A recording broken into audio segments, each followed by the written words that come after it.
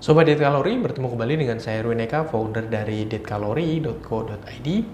Di video kali ini saya akan menjelaskan tentang suatu penyakit penyakit yang sangat berbahaya, sangat mengerikan, mengakibatkan begitu banyak komplikasi bahkan, dan penyakit ini merupakan salah satu penyebab utama kenapa seseorang bisa obesitas, seseorang bisa memiliki berat badan yang terlalu berlebih, kadar lemaknya terlalu tinggi, dari body fat, terus juga dari kadar lemak darah dislipidemia. Jadi ada kadar lemak darah yang terlalu tinggi, terutama lemak jahat begitu, yang akan menghambat laju aliran darah, akan memperberat fungsi kinerja jantung dan sebagainya. Penyakit ini tidak muncul secara atau didasari dari fisik tetapi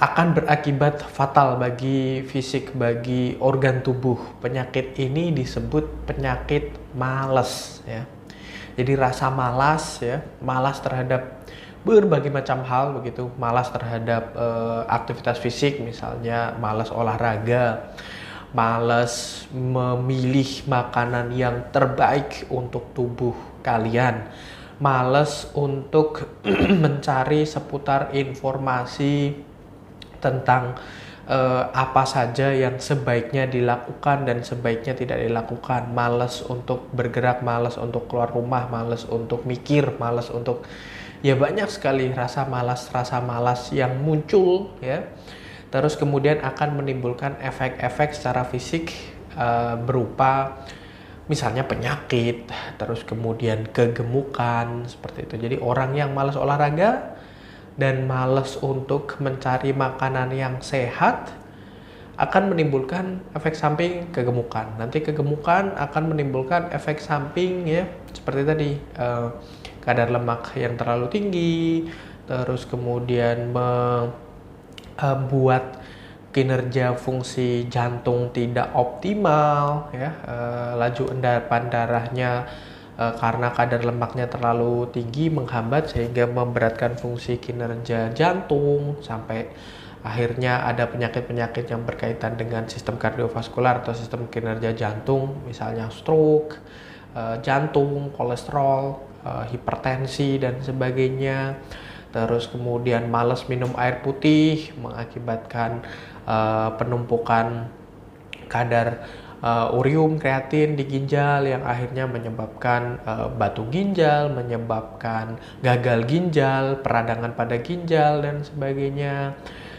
Terus kemudian malas berolahraga, malas beraktivitas secara fisik, malas bergerak sehingga jantung tidak dilatih, sehingga penyakit-penyakit yang berkaitan dengan jantung jauh lebih mudah hingga pada diri kalian. Malas masak misalnya, malas pergi belanja. Ketika kita belanja sendiri kan kita bisa memilah-milah gitu untuk beli sayur, beli buah, beli makanan-makanan yang bergizi. Atau ketika kita masak kita tahu mana proses memasak yang paling baik begitu, nggak yang kalau sekedar jajan gitu kan, kita yang penting makan, yang penting kenyang, yang penting enak gitu, nggak peduli soal proses, soal kualitas gitu tentang bagaimana proses memasaknya sebaiknya, apakah disajikan dalam bentuk dikukus, direbus, digoreng. Nah nanti juga digoreng apakah menggunakan minyak yang baik, minyak yang sehat begitu. Terus kemudian katakanlah sudah menggunakan minyak yang sehat, apakah warnanya masih bagus, apakah sudah hitam, sekarang sudah dipakai untuk berkali-kali menggoreng dan sebagainya. Nah itu kan semuanya bisa dikontrol ketika kita mengalahkan rasa malas yang ada di diri kita masing-masing, seperti itu. Jadi bahkan malas ini juga sangat mempengaruhi metabolisme tubuh, itu juga salah satu pengaruh kepada obesitas begitu. Jadi malas bergerak, terus kemudian malas kayak tadi malas masak, malas ini memilah-milah makanan yang terbaik dan sebagainya, dan akhirnya pilih sesuatu karena saking malasnya, sesuatu yang instan, jajan, atau mungkin makan makanan yang instan hanya butuh dihangatkan dan sebagainya. Dan itu terjadi terus-menerus setiap hari begitu. Digoreng itu kan praktis sekali ya, memilih untuk makanan sehari 3 kali itu dari pagi, siang, malamnya itu makanan udah disajikan dalam bentuk digoreng misalnya. Nggak peduli tentang efeknya ke tubuh dan sebagainya, karena sekali lagi rasa malas itu mengalahkan kepedulian kalian ya. Pola pikir yang terus kemudian berpikir jauh ke depan gitu ya, tentang apa yang akan terjadi nanti kalau sering atau terus-menerus berada di dalam pola hidup yang semacam seperti itu tidak terus kemudian kalian perhatikan juga gitu. Jadi rasa malas itu sangat berbahaya, dia itu seperti sebuah bom waktu yang suatu saat akan meledak begitu. Malas untuk minum begitu, jadi yang seharusnya bisa membuat tubuh kita senantiasa terhidrasi, terus kemudian racun-racun yang ada di dalam tubuh itu bisa keluar, terekskresi oleh tubuh begitu ya, melalui urin dan sebagainya gitu ya.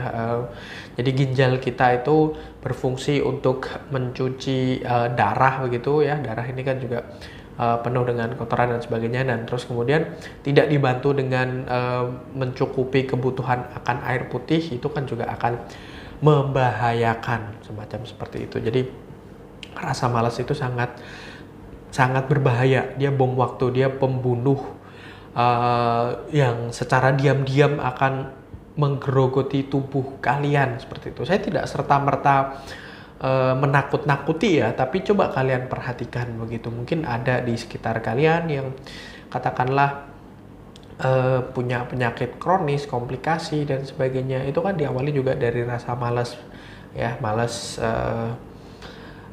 untuk membuat hidup mereka lebih baik, lebih sehat, lebih aktif, lebih katakanlah memilih makanan yang tinggi nutrisi ya, kadar gizinya tinggi dan memiliki kadar kalori yang rendah seperti itu. Orang malas kan nggak mungkin sampai berpikir sejauh itu. Mereka asal kenyang, asal nikmat, asal enak, asal perutnya terisi ya.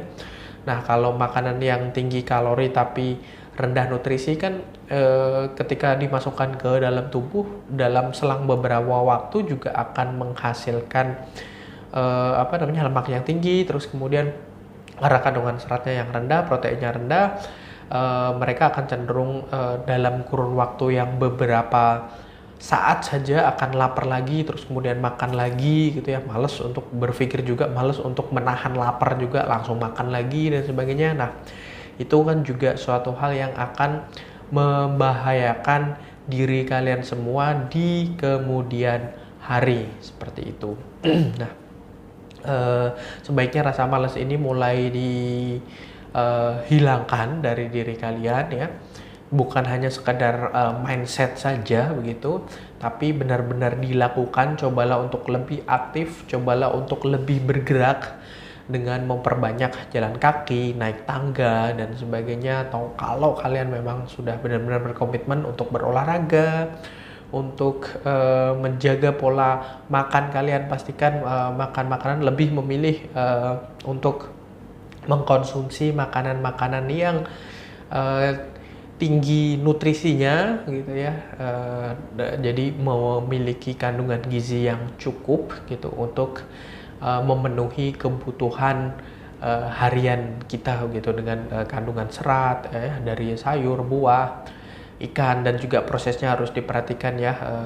Boleh makan gorengan gitu atau mensajikan makanan dalam bentuk ditumis atau digoreng, tapi ya jangan terus kemudian terlalu sering begitu.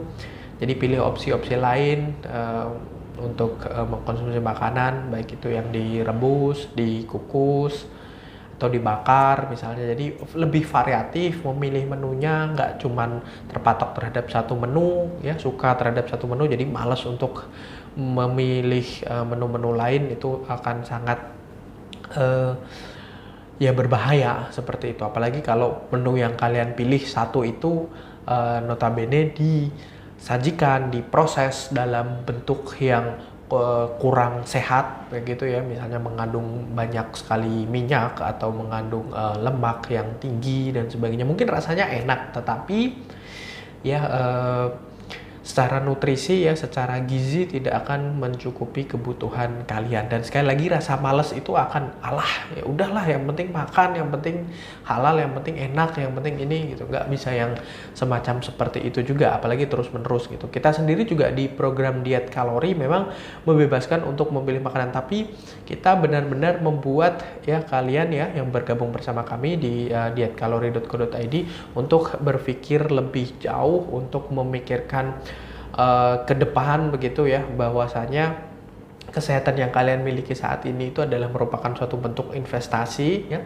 Percuma kalau kalian punya uang banyak, punya tabungan yang cukup banyak dan sebagainya, nanti di kehidupan kalian yang akan datang kalau kalian terserang penyakit nggak bisa menikmati tabungan yang kalian miliki dan sebagainya, ya percuma saja seperti itu.